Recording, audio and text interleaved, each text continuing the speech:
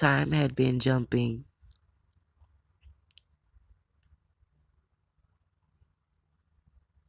It was staining and cold. The sheets were firm.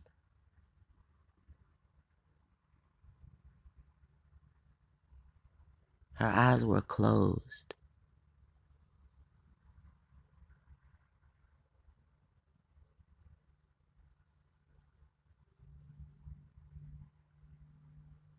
Her eyes were closed, and there was a beeping of a noise near her ear.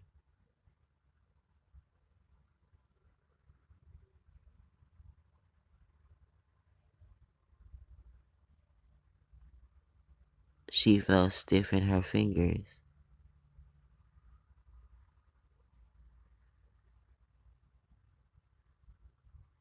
Her fingers were so stiff she could not try to grab anything near her, not even the bed cover that was really thin.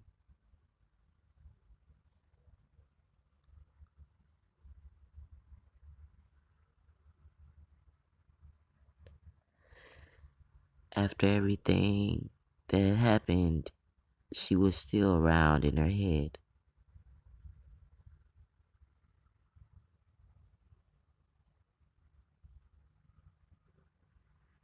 She was completely paralyzed with the casting around her neck of her jaw piece and all the way down to her feet. Only her first big toe was loosened.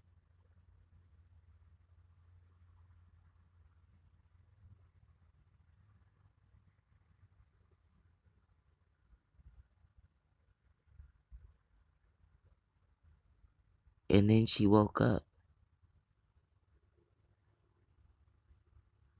And when she woke up, it was kind of disturbing to even say, but she had woke up in her urine.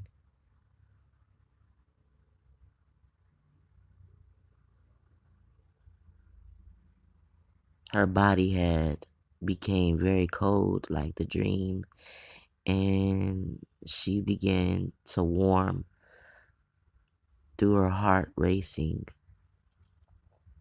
She didn't know why she had that dream.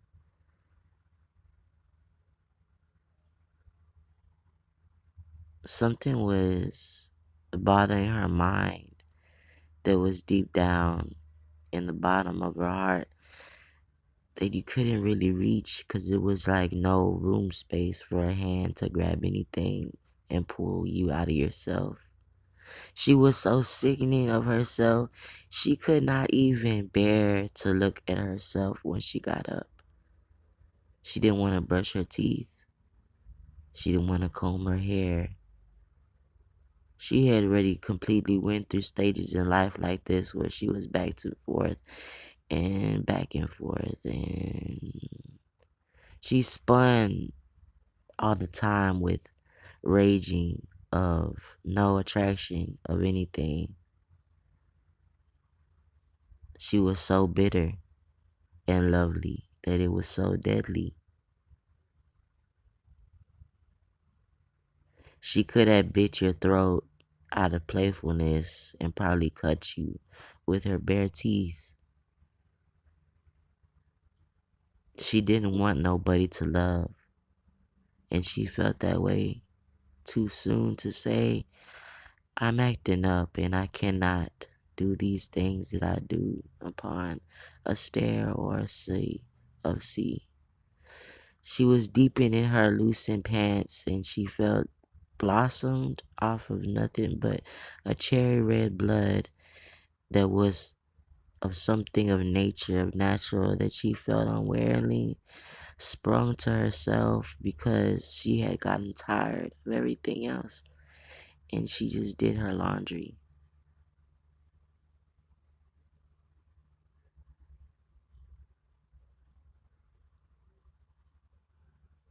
I told myself I cannot, and then she fell back in place.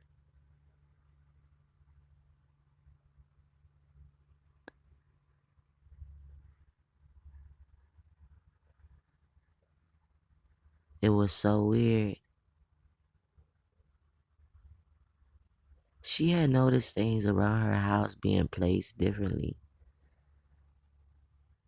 She had noticed her missing items and then tried to write them down on a list in her head, tapping her fingers together and rubbing them with dirt and a stick on her fingers. She was tempting to pick her nose again and she couldn't. She was just thinking and wasn't aware that somebody was watching her too close now to be unaware that they were involved on a standpoint that he knew who she was and she didn't know shit.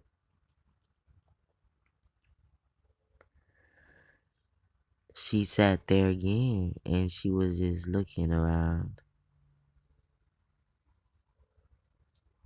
She was looking at the time on her phone and she didn't have nobody to text or nobody to call really that was of concern for personal use. She was a drug addict. She was a sex fiend and she was a miscarriage. It was worse than even stating Sex in the City was her boundary. She didn't even like no one to even say that she wanted them that much. She was broken. She was hard off nothing but solid ice that was not even a covering of anything but water that was. She was colder than her ice of her ice finger that she stuck in her tea cup to spin it around because it had gotten bitter. She didn't care that much. She covered her eyes when she walked, and then she saw everything when she stopped.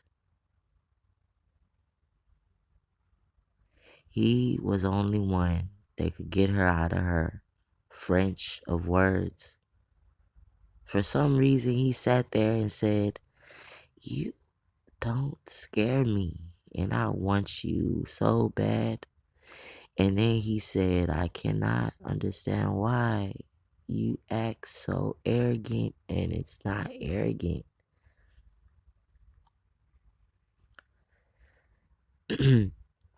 You act so arrogant, and it's not arrogant. What's wrong with you? He had laughed that she didn't get scared of nothing being taken out of her yard. And then there was something strange that she had saw many, many months ago of something cut out by her light above the ceiling. It looked like a cold camera. And she would laugh because she would think somebody had her around their finger without her even knowing or stating anything that was drastically ill to say it was poison and poisonous to dare fuck with as a love affair that was not even real. She didn't question nothing and he didn't either. She dared on her love that much that she dared again. And she stayed alone.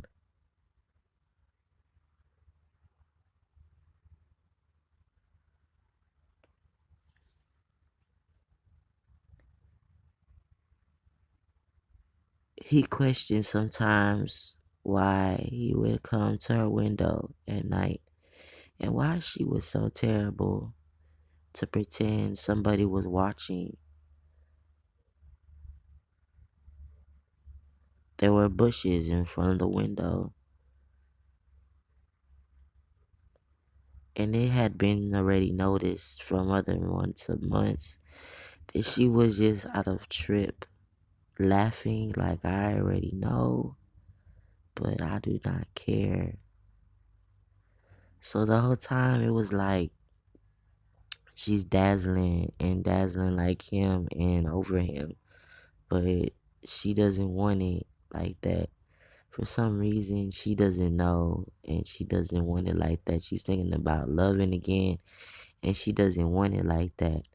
And she's over here daydreaming about a personal, like, I guess you want to say Jesus, like a personal Jesus that takes care of you. And then she's like hopeless again. And the whole time of being hopeless, he's sitting there watching her out of her window, closer than ever, and probably sleeping in the bushes. And she can't realize why she doesn't go outside and play chase. She is so sickening with her love that she dares him to touch her again. For some reason, he touched her the first time with words. The second time he touched her was not even the second time. That was like many more. And then through all that process, when they're talking about the part where he's like,